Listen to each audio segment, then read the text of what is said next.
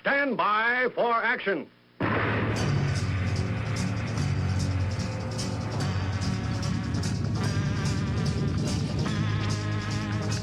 Thanks for joining me. My name is Dave Milner. I am the Unpleasant Blind Guy, and I want to welcome you to part 2 of this episode of the Unpleasant Blind Guy on EDL Radio.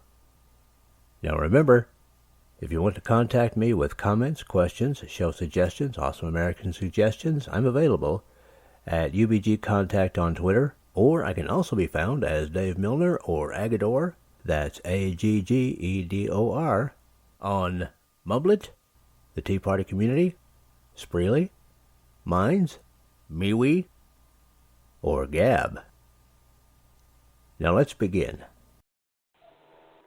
Back to you, bro.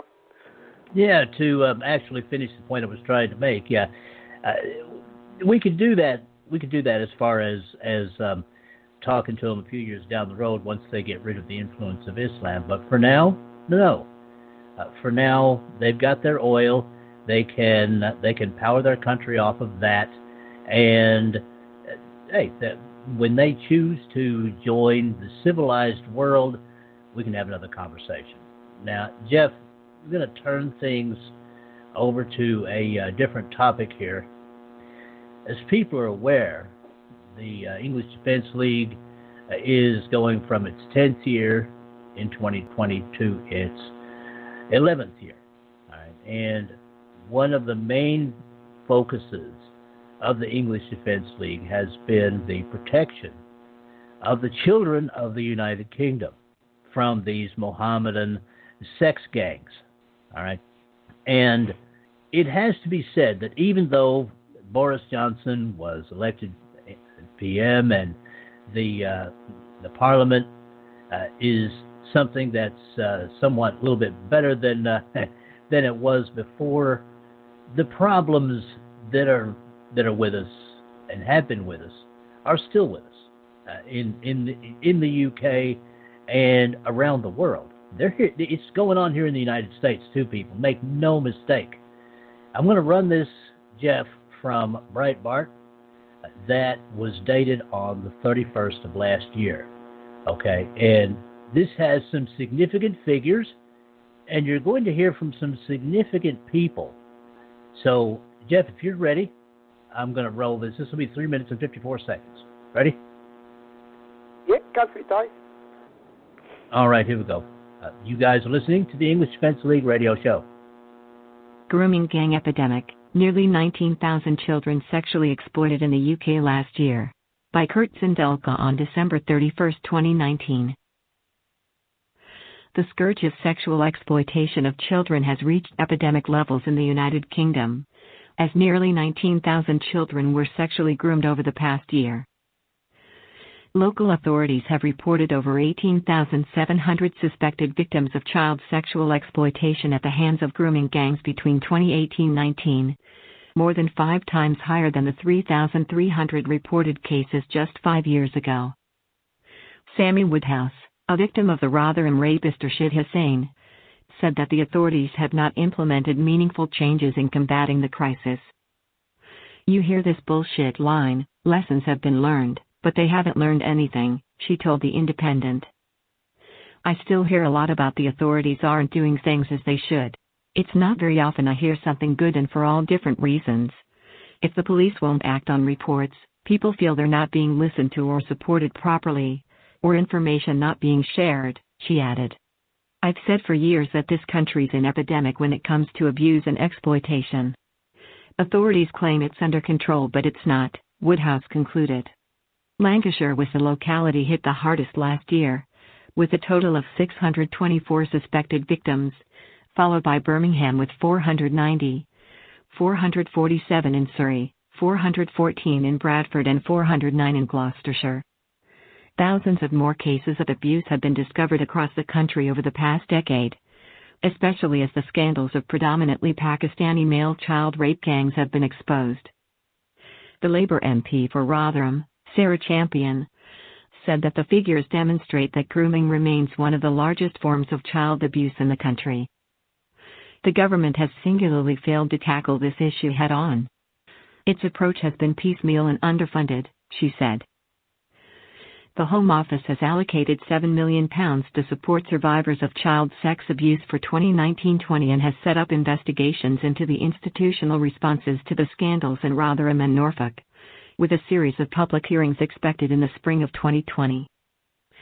The Home Office is committed to tackling child sexual abuse and will leave no stone unturned in tackling this abhorrent behavior, a spokesperson said. This is why we launched the independent inquiry into child sexual abuse to get to the truth, expose what has gone wrong and learn lessons for the future. The inquiry operates independently of government and, within its terms of reference, decides for itself what it investigates, the spokesperson added. Earlier this month, Breitbart London reported that 16 men of South Asian descent, including a police officer, were charged in connection to grooming crimes allegedly committed against 3 teenage girls in Halifax, England. The following day, an additional 4 men of South Asian origin were convicted of sexually exploiting children during the early 2000s in Telford, England. In 2018, then Home Secretary Sajid Javid launched an inquiry into the ethnic origins of members of grooming gangs in the UK. Speaking to the BBC in December, Javid determined that the majority of perpetrators were of Pakistani origin. When it comes to gang-based child exploitation, it is self-evident to anyone who cares to look, but if you look at all the recent high-profile cases, there is a high proportion of men that have Pakistani heritage, Javid said. There could be, I'm not saying that there could be some cultural reasons from the communities that these men came from that could lead to this kind of behavior, he added. Follow Kurt on Twitter at @KurtZindelka. Welcome back to the English Fencing Radio Show with the host, Jeff Spider Mitchell. Jeff, what do you think of that report? Well, it was bang on. It was what we've always said. I mean, it still goes on. From one year to another, and it's not getting better. That's the trouble. That's the reason why we're here week in, week out, isn't it, Dave? And they're still in denial over it. They try to hide it. I mean, look what happens when you expose it. You get thrown in prison. Ask Tommy Robinson about exposing these gangs, these grooming gangs. See what happens to him.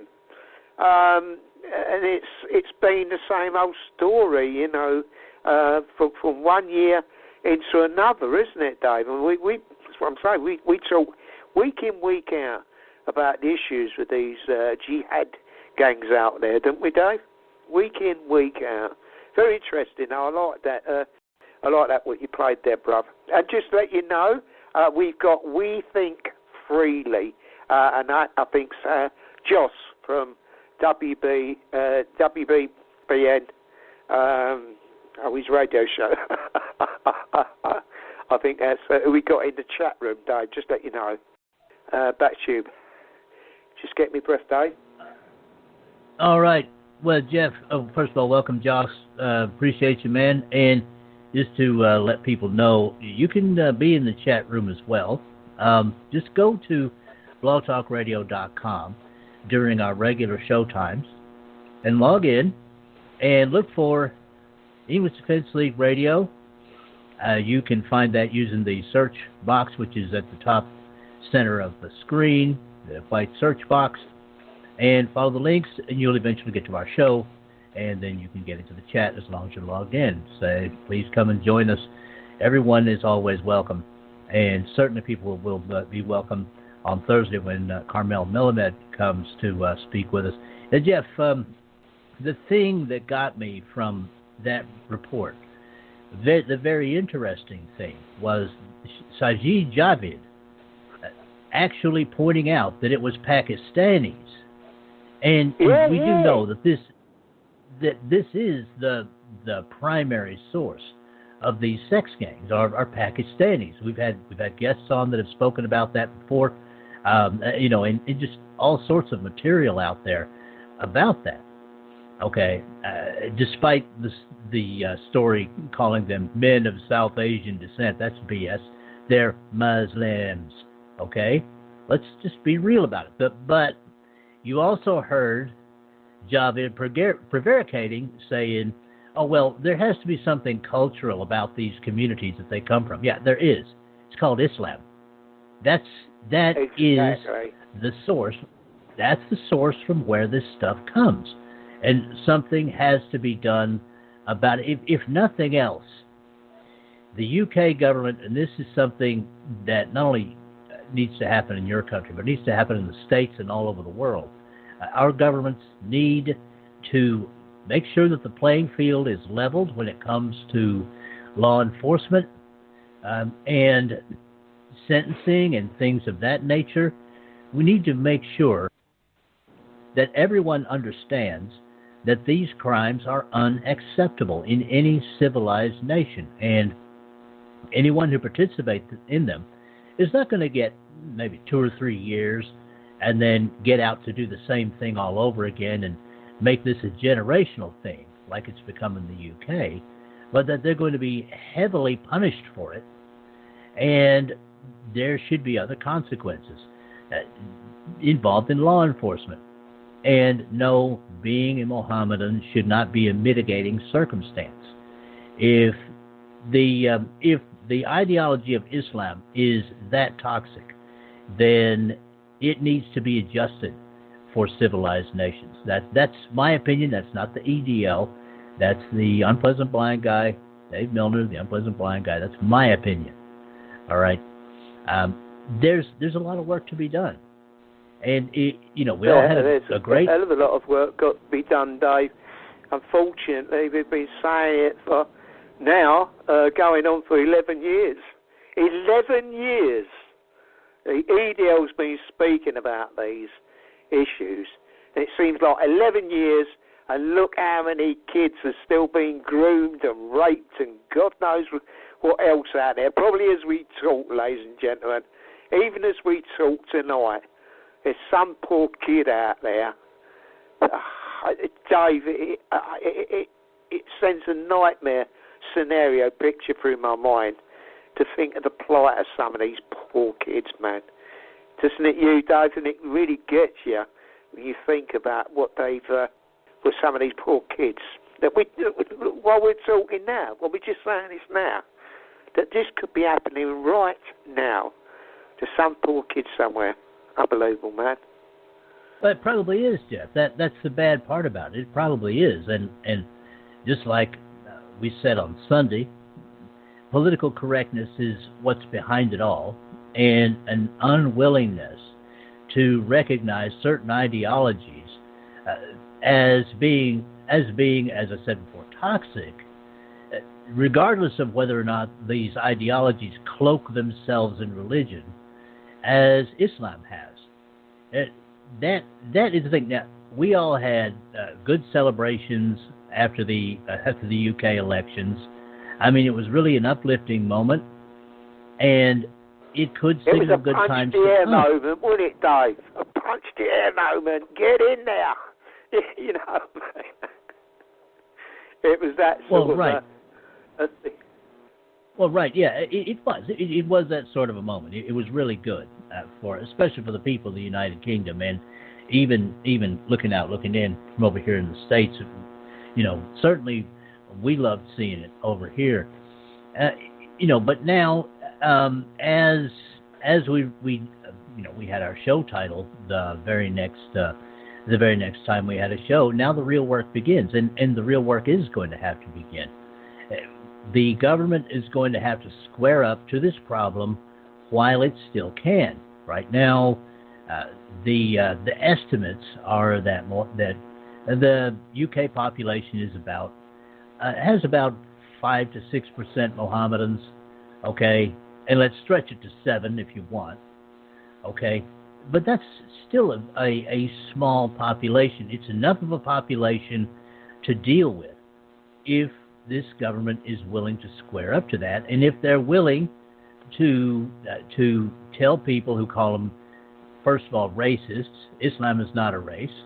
That needs to be the first thing out of their mouths, and they need to be willing to say, listen, we're trying to protect our own people here. Okay, and political correctness is going to have to go by the wayside until we can get this situation taken care of. That's how I see it, and I see it not only for the UK, but I see it for the States as well, because I think what you said there, Dave. I was nodding my head in total agreement with every word you said there, because I think that's how most of us feel. We need to do away with political correctness, and I think Joss, who's listening in, would agree. We often talk about that sort of thing, political correctness. And Joss goes, I mean, he does his radio show. It's the first time I heard him going on one last night. But these things absolutely send you crazy, because you know that the government should be doing much better for the people and stop lying about situations. We're fed up with the lies, you know, with this political correct thing. I mean, there's a law for one and a law for us all. It doesn't mean one law for us and then we'll try and work something out for the other ones out there. It might be a little bit better for you because you are the chosen ones. Do you know what I'm saying? And that is the way it is, and that's the way it's got to stop. We're fed up with people like ourselves who love the country, who's patriotic, being thrown into prison for speaking out. People like Based Amy and Tommy Robinson, many others. You know, this is it. You speak out against these things, they want to throw you in prison. But all it is highlighting the situation. They're not doing themselves any favours, are they, Dave? They're highlighting the situation. But anyway, that's just me. Right. Yeah. Now, as I was saying, for my American brothers and sisters, don't think this is something that's just going on in the UK. I can guarantee that there are Mohammedan sex gangs operating right now in the United States, and this is something that we can get control of, but we need to do it. This is why this is the year for Patriots. Okay, we have there are certain governments in place now in the UK and Europe. I'm thinking about, of course, Salvini in Italy and things of that nature. Okay, this is the time for the people to begin pressuring them to actually begin taking some concrete action. Like, for instance, okay, Jeff, let me give you a for instance. The mosques, okay? Over in the UK, the police have to inform the imam before they go in and inspect a mosque. They can't bring sniffer dogs in. They have to, of course, take off their boots, I guess you'd say, before they go in. All this nonsense, that's something that needs to stop.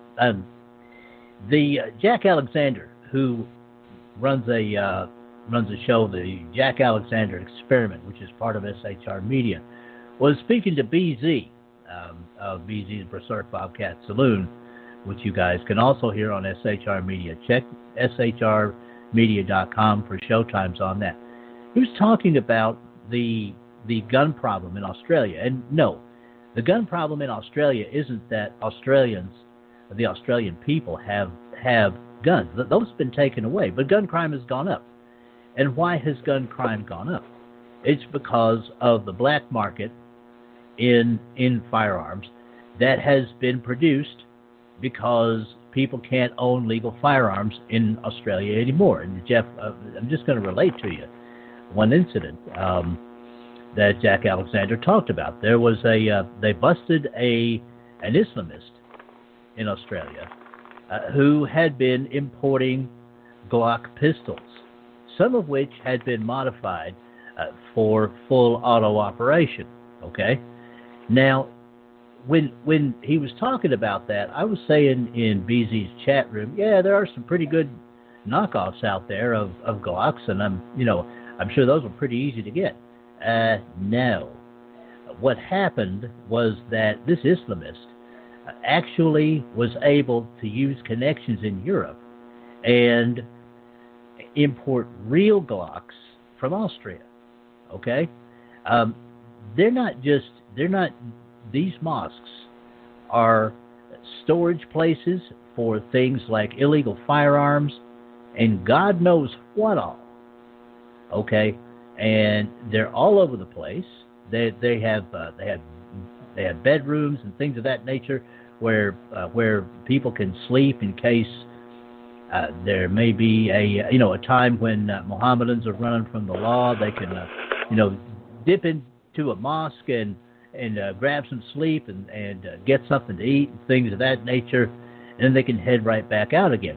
These mosques are not houses of worship. They're jihad centers, okay, and they should be inspected with closely inspected on a random basis, okay, by law enforcement in every civilized country. That's just one example, Jeff, of the kind of work that needs to be done. Okay, and it is really my hope now that since there is a more conservative government there in the UK, that they begin doing things like that. Do you agree? Yeah, exactly, Dave. I do agree. I just want to let you know as well, we've got COG has joined us. We haven't seen COG for a little while, but he's saying hello, hey, guys, and no surrender ever. That's how you know it's COG. Okay, Dave, I thought I'd give you a heads up there, bruv. All right, yeah, Cog, man. Yeah, good to see you. Good to see you. Be sure and drop by next Thursday, or this coming Thursday, if you can, because we'll have Carmel Melamed, and he'll be talking about the situation on the ground in Iran, and you'll be getting things from him that you won't be getting from other news sources. This guy is for real, and you'll want to hear about it. Now, Jeff, I don't know if you want to call back in. You've got about 2 minutes before you hit your bingo point there. It's about 18 after the hour. All right? Yeah. You think you want to call in? Yeah, give me a second. All right. Well, Jeff's going to call back in, and I just want to let you guys know while Jeff is calling back in that this program is associated with the SHR Media Network, and through that, you can hear about 30-ish minute versions of this program on my own show page, and that's The Unpleasant Blind Guy. Just go to Spreaker.com, and you can hear the shows at the Unpleasant Blind Guy page there. Just search for The Unpleasant Blind Guy. You'll hear shows like this in little more or less manageable 30-minute bites, and you will also hear the occasional Unpleasant Blind Guy show that I just do on my own. Okay, now my normal times to podcast from there are 1 p.m. Eastern, Monday through Friday in the United States, and that's 6 p.m. in the UK, and 12 a.m. Eastern in the United States on Saturday, and that would be 5 a.m. on Saturday in the UK. So please go there and check that out. You'll be able to hear shows right now that are running that are a little bit past, but that's good because that way you won't miss anything. And for people listening at the Unpleasant Blind Guy page at Spreaker.com right now, you'll be listening in the first week in February. This program, the English Defense League Radio Show, podcasts live at 8:30 p.m. in the UK and at 3:30 p.m. in the United States on Thursdays and Sundays. So please come and join us and hop in the chat room like Joss and Cog have. So, Jeff, welcome back. And thank you, Dave. I want to do a bit of a thing for Joss. What he's doing is he's moving his show from Saturdays, which he normally has a pretty awesome show Saturdays, to Friday. So I thought I'd give you a bit of an heads up there, Dave. We just found out about it today. It just makes things easier for our Rhea Bow for the Sunday show, because a lot of us are up listening to Joss at 2 or 3 o'clock in the morning, and we don't get up till about nearly midday. So I think Joss and Rhea's sort of had a little chat about things and decided that'd be easier. I think he's going to do things, going to change. I think you're going to change things from Tuesday to Thursdays, and you Joss, and you got Thursday and Friday shows. But next week it'll be Friday. He's starting off next week, Friday. So there you go, Dave. A bit of an heads up for listeners out there. And anybody that hasn't listened to Joss or Rhea, a Sunday Long Live Radio show or WBR, Joss, put your info in the chat here, mate, and for other people, because it's awesome. It just plays some awesome music, Dave. Awesome music. He does some great things on his show. It's getting better and better and better. And he's only been around a little while, but he's awesome. There you go, just big boost for you, brother. Back to you, Dave. Yeah, exactly. Yeah, Joss, go ahead and put your show times and everything in, and where people can find you and things of that nature. And Jeff, if you want to make note of that, and you can refer back to it later, and we'll let people know about the show times as well and things of that nature. We try not to have a lot of ego here on this show, and we'll definitely share out information about other conservative talk shows that we know of, because really the fake stream media, even Fox, often is no longer a place where you can go and trust anything. So we want to give people media alternatives that they can go to. And that also, by the way, includes the Exceptional Conservative Network. And we're going to be working with Kenneth McClinton to see if we can't get on the Exceptional Conservative Network on Sundays at our regular podcast time, but on video. And that'll be TV as well. Is that to do with the TV as well, Dave? Something like that Ken does as well? He's got the TV networking and all that. Is that right, Dave? Yeah, Jeff. Yeah, I was about to say that. Yes. I'm sorry, but what am I like? I'm preempting you tonight, mate. What am I like? Sorry, buddy. And that is it for this time. Next time, Part 3. I appreciate each and every one of you. Thank you for listening, and may your God go with you. Goodbye. The Unpleasant Blind Guy is copyright 2020. Anno Domini.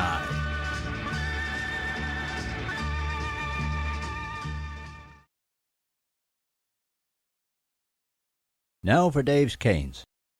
Extras that help you navigate the new media world. Conservative media done right. You're listening to the SHR Media Network. From a public locker inside a dilapidated Long Island rail station comes a show designed to piss off liberals using truth, facts, and ridicule. The Lid Radio Show, featuring the conservative voice from the People's Republic of New York, the Lid himself, Jeff Dunitz.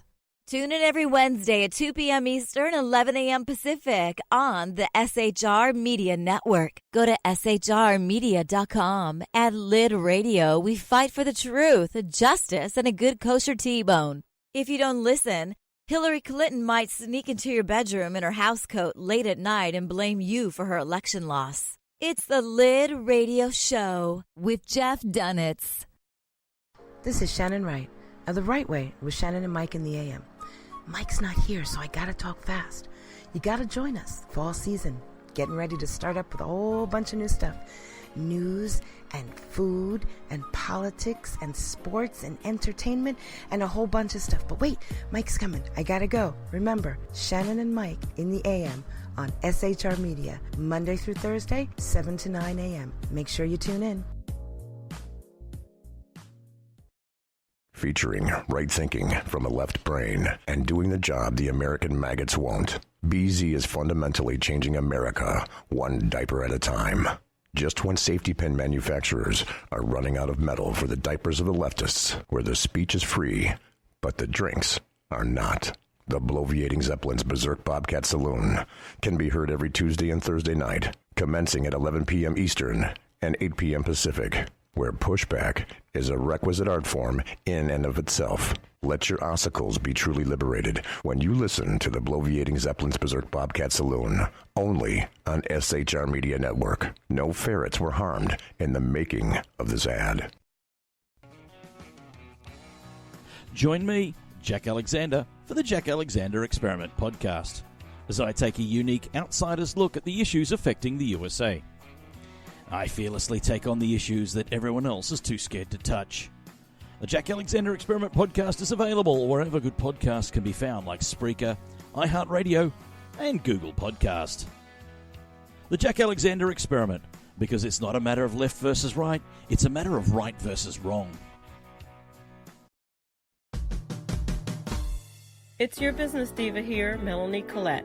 I am inviting you to a front row seat as I discuss some of the most intriguing details of wealth and finance with today's movers and shakers in the world of business. Listen in and discover financial truths on a global, domestic, and household scale.